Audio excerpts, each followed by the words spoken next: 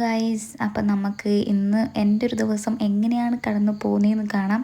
എന്ന് വെച്ചിട്ടുണ്ടെങ്കിൽ ക്ലാസ്സും ഇല്ല, പണിയും ഇല്ല, അങ്ങനെയുള്ള ഒരാളുടെ ലൈഫ് എങ്ങനെയാണ് മുന്നോട്ട് പോകണമെന്ന് കാണാം.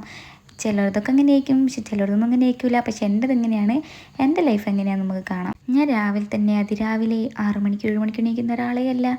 ചേച്ചി പോകുമ്പോൾ ഒന്ന് വാതിലടയ്ക്കാൻ വേണ്ടി മാത്രം ഒന്ന് 8 മണിക്ക് എണീക്കും, വാതിലടയ്ക്കും, പിന്നെ ഞാൻ ഉറങ്ങും. പിന്നെ ഒരു 9-9:30 വരെ പോകാറുണ്ട്, ചിലപ്പം 10-11 മണി വരെയും പോവാം. പക്ഷേ ഇന്ന് ഞാനൊരു 8 മണിക്ക് എണീറ്റ് പിന്നെ കുറച്ച് നേരം ഫോണിലൊക്കെ ഒന്ന് കളിച്ച് വീഡിയോയിൽ എങ്ങനെ ഷോർട്സിലൊക്കെ എത്ര വ്യൂസ് കയറിയിട്ടുണ്ട് അതൊക്കെ ഒന്ന് നോക്കി, പിന്നെ ഫോൺ ചാർജിലൊക്കെ ഇട്ട് കിടന്ന് പിന്നെ ഒന്ന് ഉറങ്ങിപ്പോയതിനെ കൊണ്ട് 9:30 9:45 ആകുമ്പോൾ എണീറ്റത്. പിന്നെ എണീറ്റ പാടെ തന്നെ എൻ്റെ അപ്പുറത്തുള്ള വാട്ടർ ബോട്ടിൽ, അത് ഡൽഹിയിൽ നിന്ന് മേടിച്ച വാട്ടർ ബോട്ടിലാണ്, അതിലൊരു വെള്ളം കൂടി പതിവാണ്. പിന്നെ കർട്ടനൊന്ന് മാറ്റി എങ്ങനെയുണ്ട്, മഴയാണോ വെളിച്ചാണോ എന്താണെന്ന് നോക്കിയിട്ടൊന്ന് എണീക്കും. അത് കഴിഞ്ഞ് പിന്നെ ഇപ്പം എൻ്റെ ഹെയർ ഭയങ്കര മുടി കൊഴിച്ചിൽ ഭയങ്കരമായിട്ട് വരുന്നുണ്ട്. അപ്പം ഞാൻ വേഗം ഒന്ന് മുടിയൊക്കെ ചിക്കൊക്കെ പോക്കി ഒന്ന് വേഗം ആക്കി, പിന്നെ ബ്രഷും എടുത്ത് ഞാൻ ബാത്റൂമിൽ പോയി പല്ല് തേക്കേ. പക്ഷേ എനിക്കൊരു മൂഡ് പുറത്തിറങ്ങുന്ന പല്ല് തേച്ചാലോ. പല്ലൊക്കെ തേപ്പ് തുടങ്ങി, പിന്നെ നോക്കുമ്പോൾ ചെടികളൊക്കെ ഒരുമാതിരി പുല്ലൊക്കെ പിടിച്ചപ്പിടി നിറഞ്ഞെടുക്കുന്നുണ്ട്. ഇതൊക്കെ ഇനി റെഡിയാക്കണം. മഴക്കാലമായി, അതിൻ്റെ പുല്ല് പിടിക്കലൊക്കെയാണ്. ഒരു രസമില്ല ഇപ്പം ഗാർഡനൊന്നും കാണാൻ. വേനൽക്കാലത്ത് നല്ല രസമാണ് കാണാൻ, പക്ഷെ മഴക്കാലത്തൊരു ഗുണമില്ല. ഞാൻ എന്നിട്ട് അപ്പുറത്തൊക്കെ നോക്കുക എല്ലാവരും ഉണ്ടോ അവിടെ നോക്കുക. പിന്നെ വേഗം ഫേസ് വാഷൊക്കെ ഇട്ട് മുഖം കഴുകി ഫേസ് ഒന്ന് കെയർ ചെയ്യണം വെച്ചിട്ടുണ്ടെങ്കിൽ ഇപ്പം സ്ഥിരമായിട്ട് ഇവിടെയൊക്കെ ഉള്ളതിനെ കൊണ്ട് ഇങ്ങനെ സ്ഥിരമായിട്ട് ഇതൊക്കെ ചെയ്യാറുണ്ട്, അങ്ങനെ വേണേൽ പറയാം.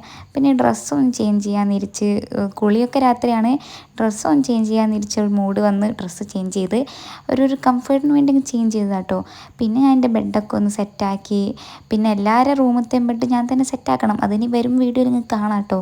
അച്ഛനെങ്കിൽ എല്ലാവരും പണിക്ക് പോകുന്നവരാണ്, അപ്പോൾ നമുക്ക് ഈ പണികളൊക്കെയാണല്ലോ പ്ലാനിങ് ഉണ്ട്, എന്തൊക്കെയോ വീഡിയോ എടുക്കണം, അത് ചെയ്യണം ഇത് ചെയ്യണം എന്നൊക്കെ.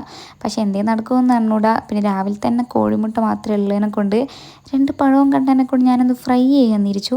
പക്ഷേ ഫ്രൈ ഒക്കെ ചെയ്ത് ലാസ്റ്റ് എനിക്കിത് കിട്ടുമ്പോഴത്തേക്കൊരു കുട്ടിയൊക്കെ കൊടുക്കുന്നൊരു കുഴഞ്ഞെടുക്കുന്ന ഒരു സംഭവമില്ലേ, അതുപോലെ ആയിപ്പോയി.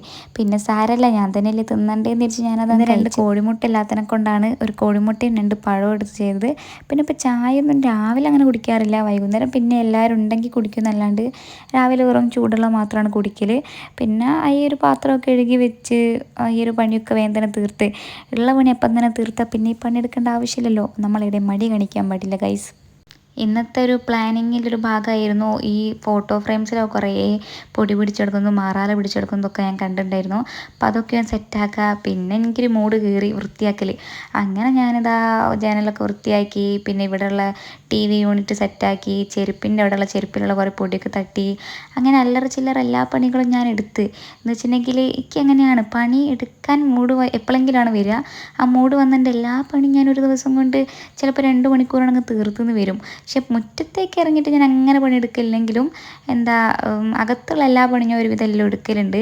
മുറ്റത്തുള്ള പണിയൊക്കെ എടുക്കുമ്പോൾ എല്ലാവരും വേണം. ഒറ്റയ്ക്ക് അങ്ങനെ മുറ്റത്തേക്ക് ഇറങ്ങുന്നത് ഒരു ചടപ്പുള്ളൊരു കാര്യമാണ്. എന്ന് വെച്ചിട്ടുണ്ടെങ്കിൽ അങ്ങനെയല്ല, നമ്മൾ ഒറ്റയ്ക്ക് ഇരിക്കുമ്പം ഒരു മൂഡ് വന്നിട്ടുണ്ട്, ജനാലൊക്കെ തുറന്നിട്ട് മൊത്തം വെളിച്ചമായല്ലോ, അപ്പം നമ്മൾ ഒറ്റയ്ക്കില്ല എന്നുള്ളൊരു തോന്നൽ വരും. പിന്നെയാണ് ഓർമ്മ വന്ന വാഷിംഗ് മെഷീൻ ഇട്ട് വെച്ചിട്ടുണ്ട് എന്ന് രാവിലെ ഏച്ചിനോട് ഇറങ്ങുമ്പോഴേ പറഞ്ഞിട്ടുണ്ട് എണീച്ച പാടിടണമെന്ന്. കുറച്ചൊരു ലേറ്റ്, ഒരു 10:30 ആകുന്ന ഞാമ്പാണ് പിന്നെ പുറത്തേക്ക് കൊണ്ട് ചിട്ടത്. ഇതെല്ലാം ഇനി വാഷിംഗ് മെഷീനിൽ ഫുൾ ഉണങ്ങിയിട്ട് തന്നെയാണ് കിട്ടുക. പിന്നെ കുറച്ചൊന്ന് വെയിലൊന്ന് കൊണ്ട് ഒന്ന് സെറ്റ് ആവണമെന്നേ ഉള്ളൂ. പിന്നെ അതെല്ലാം ആറിയിട്ട് അതൊക്കെ സെറ്റാക്കി, പിന്നെ വാതിലൊക്കെ അടച്ച് ആത്ത് കുത്തിർന്നു. പിന്നെ എനിക്ക് പണിയൊന്നുമില്ലായിരുന്നു.